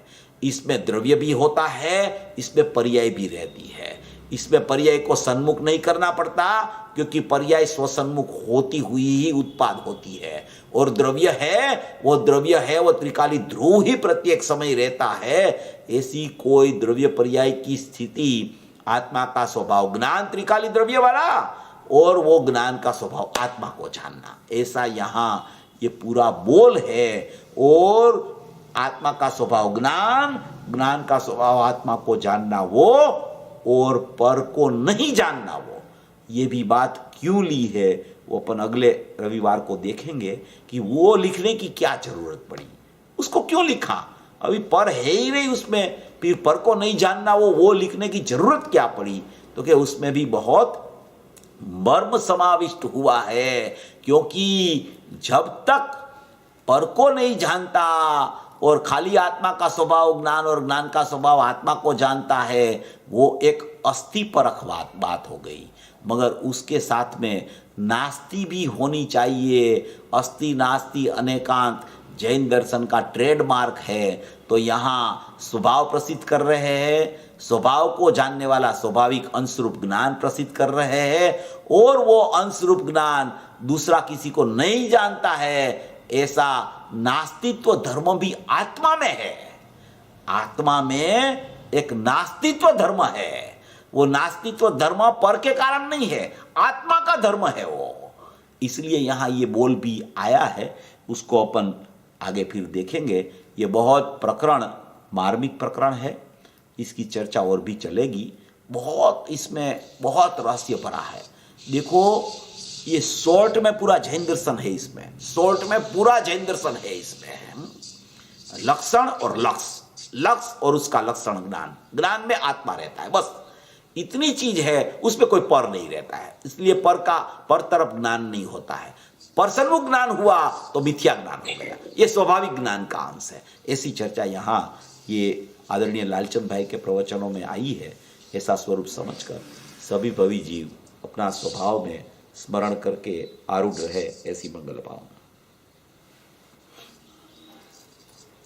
मेरा प्रश्न है, आइए मैं पूछ लूं पहले। हाँ भाई साहब, मैं जो ये प्रवचन आज का समझा, उसमें ऐसा लगता है सारूप कि पर्याय के दो भाग हैं। एक है शुद्ध परिणमन, जिस पर हम अज्ञानी लोग दृष्टि नहीं कर पाते, जो 18वीं गाथा का मर्म है, और दूसरा हमारा अशुद्ध परिणमन की जो हमें पर का लक्ष्य कराता है। क्या ऐसा कह सकते हैं कि उसमें कुछ बोल है? ऐसा है कि देखो, वो शुद्ध परिणमन जो आप बोल रहे हो ना ज्ञान का, वो शुद्ध परिणमन का दो प्रकार होता है। शुद्ध परिणमन का दो प्रकार होता है। एक शुद्ध परिणमन की अपेक्षा ये होती है कि किसी की सापेक्षता उसको नहीं लगती, वो परिणमन को, उस अपेक्षा से उसको शुद्ध कहा जाए। और एक शुद्ध परिणमन ऐसा होता है कि जो सम्यक ज्ञान में शुद्धता प्रकट होती है, उसको शुद्ध परिणमन कहा जाता है। तो यहाँ जो बात चल रही है वो स्वाभाविक अंश की सामान्य परिणमन की चर्चा चल रही है। वो सामान्य परिणमन है, वो शुद्ध नहीं होता है। वो सामान्य परिणमन का अर्थ ये है कि एक स्वाभाविक स्थिति ऐसी चल रही है कि बाल गोपाल सबको अनुभूति स्वरूप भगवान आत्मा जानने में आ रहा है। उसको शब्द शुद्ध डालो तो उसका बराबर अपने को ख्याल होना चाहिए कि शुद्ध माने सम्यक ज्ञान वाली शुद्धता नहीं है। ये ऐसा ख्याल में रख के उसको शुद्ध कहे तो कोई दोष नहीं लगता है। मगर ऐसा हो जाए सामान्य शब्द के साथ हैं, सामान्य रखेंगे साथ, हाँ, तो कोई शब्द रखेंगे तो कोई प्रॉब्लम नहीं है उसमें। तो ये बराबर है आपकी बात। इसलिए ऐसा भी हो जाता है ना कि ये तो शुद्ध परिणमन चल रहा है, क्योंकि कोई कोई लोग ऐसे भी कहते हैं, कहीं मैंने सुना है, मुझे मालूम नहीं है, कोई कोई प्रश्न भी पूछते हैं ऐसा कि वो अनुभूति स्वरूप भगवान आत्मा अनुभव में आ रहा है तो वो तो वेदन रूप है न, है तो वेदन ही हो गया न वो तो वहाँ। तो भाई वेदन की चर्चा नहीं है। वेदन होता तो अनुभूति होती, तो अनुभूति होती तो अभवी को भी वो तो है अनुभूति स्वरूप भगवान आत्मा, तो उसको भी अनुभूति हो जाती, तो वो तो वहाँ उसको तो परिणति बनती नहीं अभवी को कभी। इसलिए वेदन रूप नहीं है। अभी कोई दूसरा ऐसा भी कहते हैं कि वेदन तो है मगर वेदना नहीं है। अरे भैया, तो उसमें क्या फर्क पड़ा? वेदन है और वेदना नहीं है। ये नया नया तर्क वाली बात कहाँ से निकालते हो? हैं? श्रीमद जी ने कहा है, श्रीमद जी ने एक बात बहुत अच्छी कही है कि तर्कबाज के साथ कभी चलना मत, तर्क वाला के साथ मत चलना। अगर तर्कबाज के तुम रास्ते चढ़ गए ना, तो श्रीमद जी ने कहा कि तर्क से तो मैं जैन दर्शन को झूठा भी साबित कर सकता हूं, ऐसा श्रीमद जी ने लिखा है। वो झूठा करने के लिए नहीं, मगर तर्कबाज की पड़खे मत चढ़ना। ऐसे तर्क वाले बहुत होते हैं, ऐसा तर्क नहीं करना कि वेदन है और वेदना नहीं है। वेदन तो है, अरे भाई वेदन है ही नहीं वहाँ। वेदन माने कि अनुभूति होती है वेदन का अर्थ। तो इस अपेक्षा से समझो तो आपकी बात बराबर है ऐसा। तो ये 18वीं गाथा का मर्म यही था ना? यही मर्म है, यही मर्म है, यही बात है। Thank you. यही बात है। જય જીનેન્દ્રભાઈ, આજે આ જ્ઞેય અભૂત અભેદની વાત આપણે કરી, એની આપણે અનુભૂતિ વખતે જે નવું ક્ષણિક અભેદ જ્ઞેયભૂત અભેદ ન્યાય આપણે કહીએ છીએ, તો ન્યા એ ઉપયોગ વિશેષ લેવો। यहाँ जो बात है वो अनुभूति में ज्ञेयभूत अभेद होता है, उसकी बात नहीं है। यहाँ सामान्य उपयोग में जो अनुभूति स्वरूप भगवान आत्मा त्रिकाली है वो सामान्य उपयोग में जानने में आता है। पर्यार्थिक नहीं का पारिणामिक भाव जो उत्पाद वाला है उसमें जो जानने में प्रति समय आ रहा है उसकी चर्चा है। ये जानने में आ रहा है ऐसा स्वीकार आ जाता है तो उसको सदुपयोग हो जाता है, उसको ज्ञेय रूप अभेद बोला जाता है। ये ज्ञेय भूत अभेद है वो स्थिति है, બરાબર। ज्ञेय रूप अभेद है वो नया होता है। ऐसा इस तरीके નવું થયું, હા, ऐसा- નવું થયું, ऐसा- બરાબર। ऐसा। અને ભાઈ આ જે સમયસરની 269 270 ગાથામાં જે ગપ્તિ ક્રિયા ની વાત આવે છે, એમાં બી આ ગપ્તિ ક્રિયા ઉપયોગ લક્ષણથી જોવાય તો અધ્યવસાની અજ્ઞાનીને પણ ઈ જ છે ક્રિયા, જ્ઞાનીને બી જ ક્રિયા છે, એમ વાત થઈ ત્યાં। हाँ वही बात है। ये उसमें 3 प्रकार आया है ना कि ज्ञप्ति जो आई है वो उपयोग लक्षण वाली है। ज्ञप्ति के सामने करोति क्रिया लिया है, ज्ञायक के सामने नर नारक आदि पर्याय ली है, और माने कि ज्ञान गुण के सामने ज्ञेय लिया है। तो वहाँ क्या किया कि ज्ञायक भाव, उसका ज्ञान गुण और उसकी ज्ञप्ति क्रिया वो सब आत्मा के है, और सामने क्या लिया कि करने की क्रिया, करोति क्रिया, और माने कि मनुष्य देव तिर्यन नारक की पर्याय और दूसरा ज्ञेय वो सब पुद्गल के खाते में ले लिया। और यहाँ आत्मा के खाते में, जीव के खाते में क्या रखा कि एक तो ज्ञप्ति क्रिया रखी उपयोग लक्षण, एक तो ज्ञायक भाव रखा त्रिकाली द्रव्य शुद्ध, और एक ज्ञान गुण रखा। तो ये उसकी अभेदता कह के उसको माने कि ज्ञेय भूत अभेद वाली स्थिति वहां वर्णन करके ये सबको निकाल दिया। इसलिए वहां कहना ये चाहते हैं कि जैसे राग की भिन्नता है ऐसे उपयोग लक्षण की भिन्नता अगर तू सोचने जाएगा तो तुझे अनुभूति नहीं होगी। उपयोग लक्षण है वो आत्मा को कभी नहीं छोड़ता है, ज्ञप्ति क्रिया के बिना वाला कोई आत्मा नहीं होता है।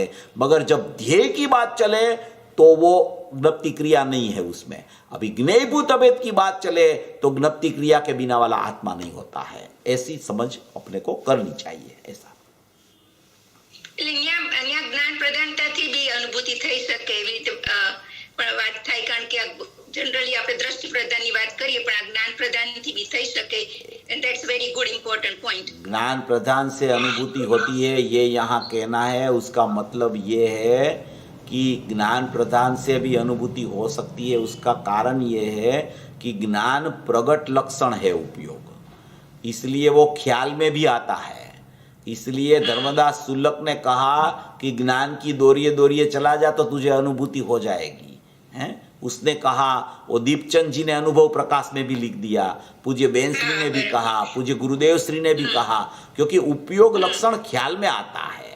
त्रिकाली द्रव्य तो ख्याल में नहीं आता उसको अभी, वो तो श्रद्धा में विषय जब उपयोग लक्षण ज्ञायक को बताता है तब श्रद्धा अहम करती है। वहां उपयोग लक्षण तो पकड़ में आता है, इसलिए उपयोग लक्षण से ज्ञायक की तरफ जाना वो सरल रास्ता है। ऐसा इस तरीके से ये बताना चाहते हैं। થેન્ક યુ ભાઈ।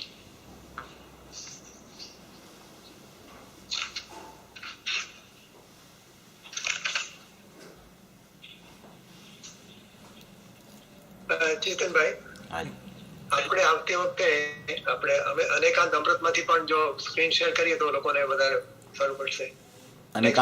अनेकांत अमृतમાંથી આપણે આજે સ્ક્રીન શેર કરીએ છીએ ને, हाँ हाँ જેમ આપણે, હા, તો એ મને જે ત્યાંના જે પેરેગ્રાફ્સ હોય સિલેક્ટેડ, हाँ એ પણ મને આપણે નેક્સ્ટ સ્ક્રીન શેર કરીએ. હા, હું કહી દઈશ, ચોક્કસ કહી દઈશ ચોક્કસ. હા, એટલે આપણે તે પ્રમાણે ના, સારું, એ સાચી વાત છે, ખ્યાલ આવે લોકોને, બરાબર. आज जो बोला था भाई साहब, आपने बोला था ये अनेकांत अमृत में से 73 पेज नंबर का, इसका जो अभी आपने समझाया वो कौन से पेज पे है? 79 नंबर का पेज पे है. 79 पे है, 79. અનેકાંત અમૃતની ભાઈ બુક બહાર પડી છે? હા, અનેકાંત અમૃત બહાર પડી ગયું છે, આત્મધર્મ.com ઉપર છે, તમે ડાઉનલોડ કરી શકશો એમાંથી. ઓકે. ભાઈ આપણે પેલા 4 પ્રકાર કીધા હતા ને, એમાંથી પહેલો બીજો મને ખ્યાલ ત્રીજો છે ને, આઈ એમ નોટ શ્યોર. જે ત્રીજો પ્રકાર આપણે સમજાવ્યો ને, हाँ, एक ज्ञायक भाव है, पहला प्रकार त्रिकाली द्रव्य का. दूसरे तीनों प्रकार है वो उपयोग लक्षण का प्रकार है. ज्ञायक भाव का एक प्रकार दृष्टि का विषय, उसमें से उपयोग प्रकट होता है वो पर्यार्थिक नय का पारिणामिक भाव, वो उपयोग लक्षण. वो उपयोग लक्षण में स्वपर का प्रतिभास होता है, वो तीसरी बात है. और वो स्वपर का प्रतिभास वाला उपयोग लक्षण का नाम ज्ञेयाकार ज्ञान कहा जाता है. तो एक ज्ञायक भाव, एक उपयोग लक्षण, उसका स्वपर का प्रतिभास, और चौथा उसका माने कि ज्ञेयाकार ज्ञान. तो ये 4 प्रकार तक स्वाभाविक है. ये इसमें कोई बंध मोक्ष की प्रक्रिया नहीं है. कोई जीव इतने तक आता है तो बंधता नहीं है और छूटता भी नहीं है. बंधने और छूटने की चर्चा फिर अपन करेंगे, अभी तो ये स्वभाव की चर्चा है. ज्ञायक भाव, उपयोग लक्षण, स्वपर का प्रतिभास और उसका नाम ज्ञेयाकार ज्ञान, ये 4 बात इसमें है. એટલે આપણે અહીંયા સ્વપરનો પ્રતિભાસનો છે એ આપણે જુદું પાડી દઈએ છીએ from જ્ઞેયાકાર જ્ઞાનમાં, રાઈટ? प्रत्येक समय उपयोग लक्षण में ये प्रक्रिया स्वपर का प्रतिभास भी होता है.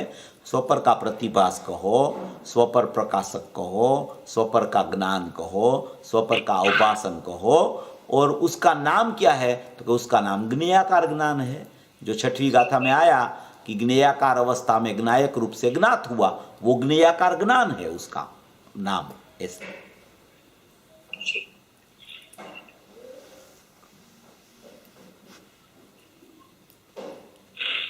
હા ચેતનભાઈ, એટલે તમે જે છેલ્લી વાત કરી ને કે જ્ઞેયાકાર જ્ઞાન જે ચોથું છે, છઠ્ઠી ગાથાની જે વાત આવી કે એને જ્ઞાનાકાર અવસ્થામાં જે જણાયું જ્ઞાયક એ અભેદ જણાયું, ત્યારે જ એને એવી રીતે કહીશું ને આપણે?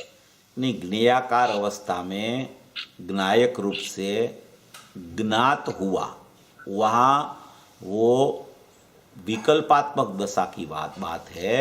मगर वो स्वरूप प्रकाशन की अवस्था आती है तब अनुभूति की चर्चा है. ये ज्ञेयाकार अवस्था में ज्ञायक रूप से ज्ञात हुआ, वहाँ भी अभी सविकल्प दशा की चर्चा है, विकल्पात्मक दशा की चर्चा है. मगर उसके बाद में ज्ञेयाकार अवस्था में ज्ञायक रूप से ज्ञात हुआ, वही स्वरूप प्रकाशन की अवस्था में ज्ञात, वो तो ज्ञात ही है, वो स्वरूप प्रकाशन की अवस्था है, वो अनुभूति की अवस्था है.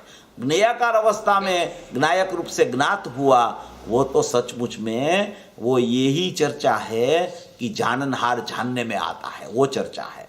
उसमें अनुभूति कैसे होवे कि वो जानने में आ गया, उसका नाम अनुभूति है, वो स्वरूप प्रकाशन है. ऐसा બરાબર. એટલે જ્ઞેયાકાર અવસ્થામાં જે જ્ઞેયભૂત થયું એમાં શ્રદ્ધા એ અહમ કર્યું, ત્યારે એ સ્વરૂપ પ્રકાશન થયું. ત્યારે સ્વરૂપ પ્રકાશન થાય.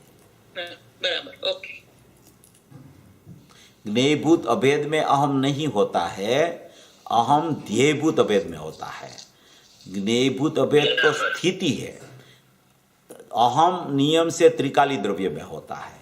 ज्ञेयभूत अभेद और ध्येयभूत अभेद साथ में होने पर भी ऐसा परिणामी में अहम करे तो मिथ्यात्व होता है. ऐसा अपरिणामी में अहम ध्येयभूत अभेद में करे, उसको सम्यकत्व की प्राप्ति होके वो ज्ञेयभूत अभेद था, वो ज्ञेय रूप अभेद हो गया, तो उसका नाम सम्यक ज्ञान पड़ जाता है. तब तक उसका नाम सामान्य ज्ञान रहता है. तब तक उसका नाम ज्ञेयाकार अवस्था में ज्ञायक रूप से ज्ञात हुआ रहता है। जब स्वरूप प्रकाशन होने का काल आता है तो श्रद्धा का अहम ध्येय रूप ध्येय भूत अभेद उसके ऊपर हो जाता है, ज्ञायक भाव के ऊपर श्रद्धा अहम कर लेती है। उस समय वो जो ज्ञेयभूत अभेदपना था उसमें स्वसंवेदन रूप सम्यक ज्ञान प्रकट होता है, उसको अनुभूति कही जाती है। तो वो अनुभूति ज्ञेय रूप अभेद कही जाती है। ज्ञेय भूत अभेद है वो स्वाभाविक है, ज्ञेय रूप अभेद होता है वो परिणमन वाला स्वसंवेदन है। और श्रद्धा अहम करती है अकेली त्रिकाली ज्ञायक भाव ध्येय भूत अभेद में। ऐसा स्वरूप ऐसा है, इस तरीके से समझना। હા બરાબર બરાબર એકદમ બહુ સ્પષ્ટ કર્યું તમે। પણ આ જો જ્ઞેયભૂત અભેદ તમને ન જણાય ત્યાં સુધી શ્રદ્ધા श्रद्धा का काम ही ज्ञेयभूत अभेद जब मालूम पड़ता है न तब ही ज्ञान बाहर नहीं जाता, ज्ञान अंदर में ही है ऐसा उसको मालूम पड़ जाता है कि ज्ञान ने मेरे ज्ञायक को छोड़ा ही नहीं है। तो उसकी श्रद्धा बाहर जाने की बदले वो ज्ञायक की तरफ ही चलने लगती है। इसमें बहुत मर्म है। यहाँ से अनुभूति की शुरुआत होती है। और अपन ने वो पर्याय नहीं है, पर्याय नहीं है, पर्याय नहीं है, दृष्टि का विषय, दृष्टि का विषय, दृष्टि का विषय तो सलामत है, आदरणीय वही है, अहम उसमें ही होना चाहिए। मगर उसका मतलब ये नहीं है कि ज्ञान की पर्याय का अनन्यपना छूट जाता है, उसको भी साथ में रखना चाहिए। तब अनुभूति का प्रकरण समझ में भी आता है और तब ही अनुभूति होती है। ऐसा इस तरीके से समझ। बहुत सरस। तो यहाँ पर जो अलाइनमेंट होता है तो वो अलाइनमेंट जो श्रद्धा ज्ञान चारित्र का, तो अभी तो ज्ञान को वहाँ पता चल रहा है कि वो श्रद्धा को वैसे विषय दे रहा है ना, तो मालूम ज्ञान को ही पड़ेगा कि यहाँ मुझे ध्येयभूत विषय बनना है। तब उस तरह श्रद्धा ऑटोमेटिक उस पर श्रद्धा का है। हाँ ऐसा श्रद्धा का काम ही इतना है कि वो खाली ये मैं हूँ इतना ही अहम करके वो चोट जाती है उधर। श्रद्धा का इतना ही काम है, उसके आगे सब काम है, उससे पहले का काम सब ज्ञान का है, सब ज्ञान का काम है, कोई काम श्रद्धा का नहीं है उससे पहले। श्रद्धा का काम इतना है कि वो अहम कर लेती है ज्ञायक में। और वो कब अहम करती है कि ज्ञान में उसको विषय ज्ञायक मिलता है, तब श्रद्धा सचमुच में अहम कर लेती है।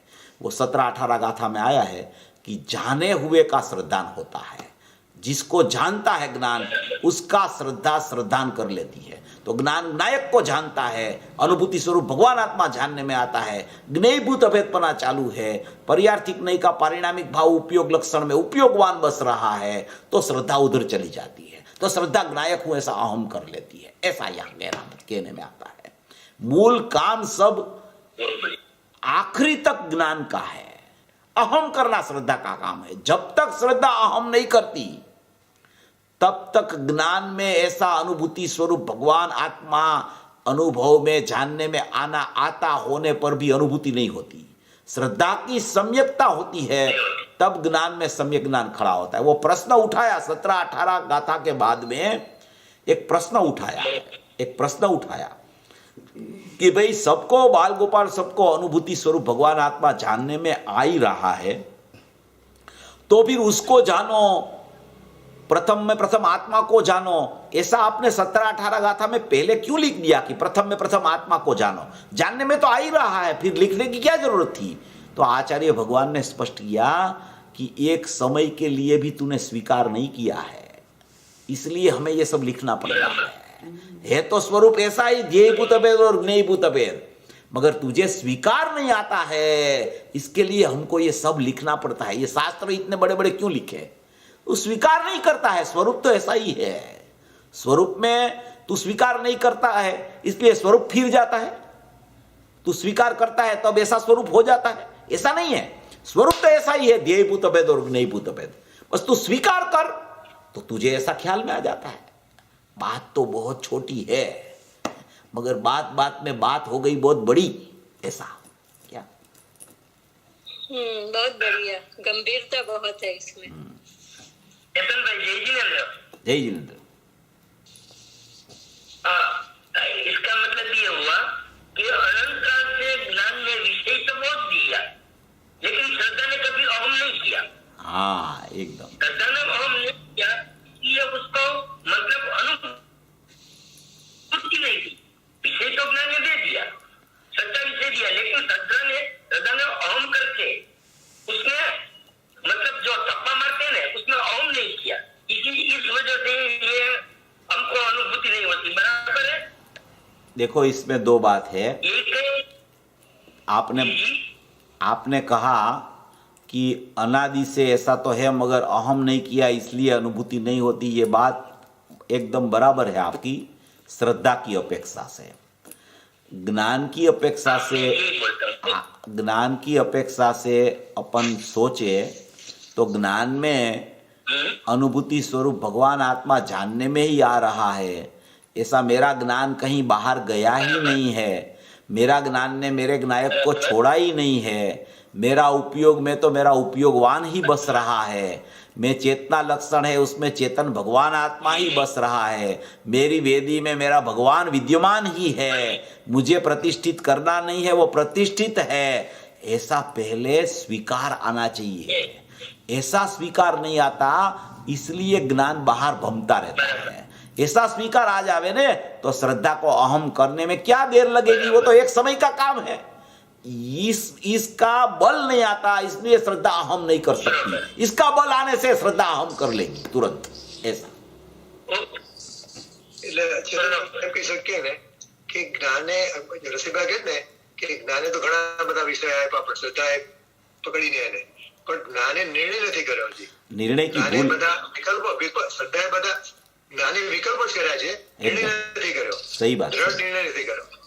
ज्ञान में, विकल्पात्मक ज्ञान में सब जान लिया उसने, सब पता भी चल गया, मगर ज्ञान में ये जो ध्येयभूत अभेद और न्यायभूत अभेद की जो स्थिति वास्तविक बन रही है प्रत्येक समय में, ऐसा निर्णय का काल ही उसको आया नहीं सचमुच में।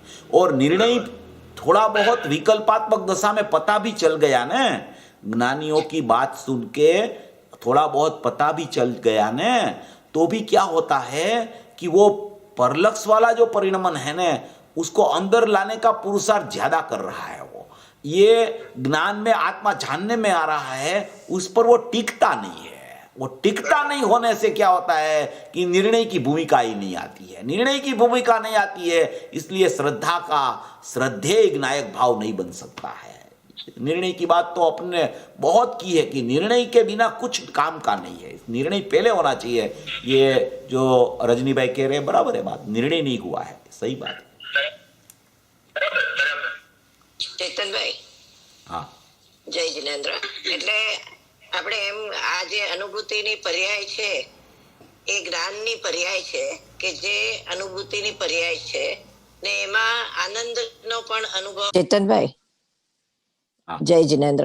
એટલે આપણે એમ આ જે અનુભૂતિની પર્યાય છે એ જ્ઞાનની પર્યાય છે કે જે અનુભૂતિની પર્યાય છે ને એમાં આનંદનો પણ અનુભવ થઈ જાય છે, એમ કહી શકાય ને? एकदम अनुभूति थाय त्यारे आनंद आवे तो ज अनुभूति कहेवाय। आनंद नो आव्यो होय तो एने अनुभूति कहेवाय ज नहीं, विकल्प कहेवाय। બરાબર। અને એ એટલે બધું આનંદ જ્ઞાનની પૂરું પર્યાયમાં જ થાય છે। એ બધું હે? જ્ઞાનની પર્યાયમાં જ એનું વેદન થાય છે। वेदन ज्ञाननी पर्यायमां थाय, आनंद छे ई आनंदनी पर्यायमां आवे, वेदन हमेशा ज्ञानमा होय। બરાબર, બહુ સરસ। તો આપણે જે રજનીભાઈએ કીધું એ વિષય જયારે આગળ વધારીએ તો નિર્ણય નથી થતો, અને તમે કીધું એમ કે પછી આપણે ત્યાં ટકતા જીવ ઉધર ટીકતા નહીં હે, તો ન ટકવાનું કારણમાં જરા વધારે આગળ ખુલ્લું કરશો પ્લીઝ? नहीं टिकने का कारण ये है कि उसको पर का ममत्व भाव छूटता नहीं है अनादि से। पर का ममत्व भाव, संयोग का ममत्व भाव, परलक्षी भाव में रुचि उसकी इतनी पड़ी है कि वहां से ज्ञान अंदर नहीं आता है। ये रुचि का खेल है पूरा। रुचि तो है सबको, नहीं है ऐसा नहीं है, मगर जैसी और जितनी रुचि होनी चाहिए उतनी नहीं होने से ये ज्ञान का जो परिणमन चल रहा है उपयोग का, वहां तक वो पहुंच नहीं पाता है। और पहुंचता है तो भी बार बार परलक्ष कर लेता है, इसलिए निर्णय की भूमिका उसको अच्छी तरह से नहीं आती है। ऐसा उसको समझना चाहिए। ભાઈ થોડું મોડું થઈ ગયું છે, એક ક્વિક ક્વેશ્ચન પૂછી લઉં. हाँ बोलो। તો આ જરા આપણે બે થઈ ને, આત્માનો સ્વભાવ નિષ્ક્રિય અને આ ઉપયોગ લક્ષણ સક્રિય. તો ન્યા આપણે જીવંત ધબધબકતું દ્રવ્ય છે છતાં એને નિષ્ક્રિય કહેવું પડ્યું. તો નિષ્ક્રિય એટલા માટે કહેવું પડ્યું કે આ બીજો ભાગ પણ એનો જે છે ક્રિયાશીલ છે એનાથી ભિન્ન બતાવવું છે. ક્રિયાશીલ છે એનાથી ભિન્ન બતાવવું છે એટલે નિષ્ક્રિય નથી કહેવું પડ્યું. એ પોતે સ્વાભાવિક નિષ્ક્રિય જ છે, એમાં કોઈ પરિણામ જ નથી. માટે એ પોતે स्वाभाविक अपने से निष्क्रिय रहता है। क्रियाशील भाग उसमें नहीं है इसलिए वो निष्क्रिय है, ऐसा नहीं है। वो अपने स्वभाव से ही निष्क्रिय रहता है। वो ध्येय में तो स्वभाव से ही सब देखना, किसी का नास्ति के कारण उसकी अस्थि ऐसी है ऐसा नहीं है सचमुच में, क्योंकि उसमें पर्याय नहीं है इसलिए वो निष्क्रिय है, ऐसा नहीं है। ऐसा आता है, बोला भी जाता है ऐसा, मगर उसके स्वभाव से स्वभाव को देखो तो वो तो स्वभाव से ही निष्क्रिय है। उसमें सक्रियपना नहीं है इसलिए उसको निष्क्रिय कहना पड़ता है, ऐसा नहीं है। वो निष्क्रिय अपने स्वभाव से ही है ऐसा। તો ભાઈ જીવંત ધબધબકતું જીવંત છે એ આપણે આમ સમજવું હોય તો જનરલી ક્રિયા જેવું લાગે, પણ એ ક્રિયા નથી ત્યાં, ઈ ન્યા નિષ્ક્રિય એમ કહી દીધું. क्रिया नहीं है मगर वो निष्क्रिय है। उसका मतलब ये है कि कोई ऐसा समझ ले कि वो खाली पड़ा है, उसमें कुछ है ही नहीं, तो कि नहीं अच्छा। ऐसा नहीं है। हाँ, वहां भी बराबर। ज्ञान दर्शन का जीवन चल रहा है, जानना देखना वहां वर्त रहा है। चैतन्य का नूर का पूर और ध्रुव का प्रवाह वहां बहता चल रहा है। ऐसी एक समृद्धि वाला तेरा पदार्थ चैतन्य पदार्थ है, उसकी तू महिमा कर तो तेरा उपयोग बाहर से अंदर आएगा और तेरी श्रद्धा भी उसमें जम जाएगी। उसकी महिमा ऐसी उसको लाने के लिए ये सब वर्णन करने में आता है ऐसा। ચેતનભાઈ એક જ સવાલ, પેલા સૌથી પહેલા સ્વભાવની મહિમા આવે. હવે સ્વભાવની મહિમા આવે તો ઓબ્વિયસલી એ જીવની બહાર દ્રષ્ટિ જતી નથી અને પછી નિર્ણય થાય અને પ્રયોગમાં ખબર પડે હું જણાય જ રહ્યો છું, આ જાણે છે કોણ? એ જ હું છું.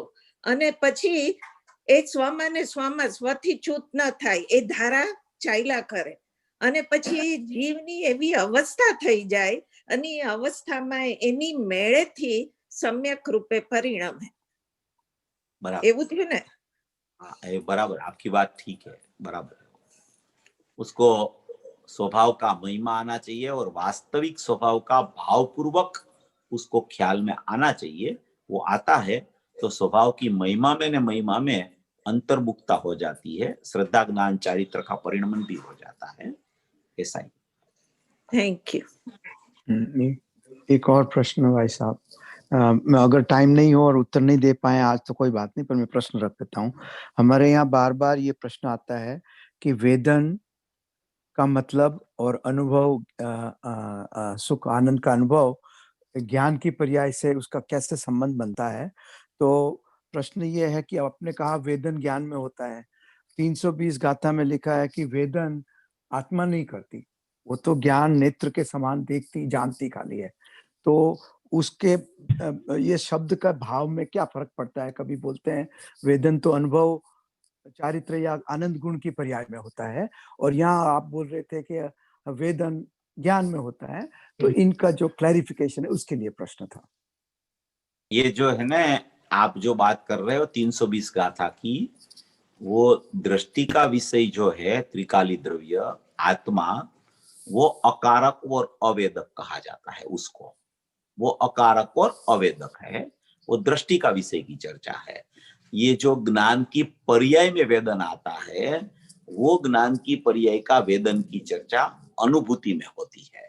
वो ज्ञान की पर्याय में वेदन आता है। दृष्टि का विषय ज्ञायक है, उसका वेदन आता है, उसमें वेदन नहीं आता है, ऐसा यहाँ कहने में आता है। दूसरी बात आनंद वाली, अभी जब वेदन की चर्चा आवे तब जब ज्ञान की चतुर्थ गुण स्थान की स्थिति होती है तब वहां ज्ञान परोक्ष रहता है, प्रदेश नहीं दिखते, वो अपेक्षा से परोक्ष कहा जाता है। मगर वेदन अपेक्षा से वो ज्ञान प्रत्यक्ष होता है। मगर वहां आनंद भी साथ में होने से ऐसा भी कहा जाता है कि आनंद का वेदन होता है और ज्ञान जानता है, ऐसी भी विविक्षा कहीं कहीं कोई कोई जगह पे कही जा सकती है। क्योंकि आनंद का वेदन आवे तब ही पता चलता है कि अनुभूति हुई, तो वो चतुर्थ गुण स्थान में ज्ञान में आत्मा की प्रत्यक्षता नहीं होती है, इसलिए वो परोक्ष रहता है ज्ञान, प्रदेश अपेक्षा से परोक्ष, वेदन अपेक्षा से प्रत्यक्ष। मगर आनंद तो वेदन अपेक्षा से भी प्रत्यक्ष होता है, इसलिए ऐसी प्रत्यक्षता आनंद की भी वहां चतुर्थ गुण स्थान में कही जाती है। बाकी वेदन तो आत्मा ही सचमुच में ज्ञान में ही, आत्मा का ज्ञान में ही, अतीन्द्रिय ज्ञान में ही वेदन आता है, ऐसा उसको समझना। फिर भी उसकी चर्चा अपन आगे थोड़ा अगले संडे को भी थोड़ी ले लेंगे उसको। हाँ, इस संदर्भ में ही आप अगर सोगानी जी का जो बोल है ना 332, हमारी ये जो अभी शांति भाई ने कही ना, वो हमारे सेशन में भी ये चर्चा चली थी।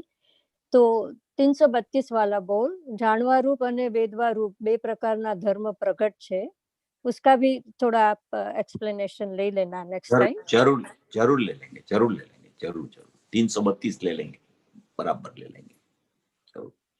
उसमें जानने का और वो अनुभव का भिन्न बताया, इसलिए कोई बात नहीं, वो जानना तो ज्ञान में होता है, वो और वेदन की अपेक्षा अलग उसमें बताई होगी, अपन ले लेंगे, कोई प्रॉब्लम नहीं। वो चारित्र या सुख गुण की पर्याय रूप में बताते हैं, ले लेंगे अपन। वो मैं देख लूंगा बोल, मेरे को याद है, मगर मैं फिर से पूरा बोल देख के आपको स्पष्टीकरण कर दूंगा जरूर। जय जिनाथ, थैंक यू। हाँ, और गुरुदेव श्री का भी ज्ञान गोष्ठी में सिमिलर बोल है, उसका भी मुझे नंबर नहीं पता, पर वो भी देख लेंगे वो।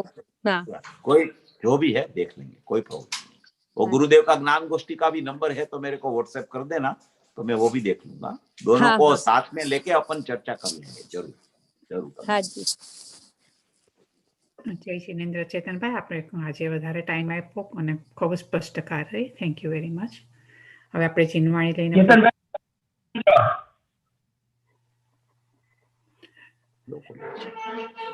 જાવાણી કે જ્ઞાન से सूझे लोकालोक, सोवाणी मस्तक नमो सदा देत हूँ शोक। नवनवकार मंत्र नमो अर्यंत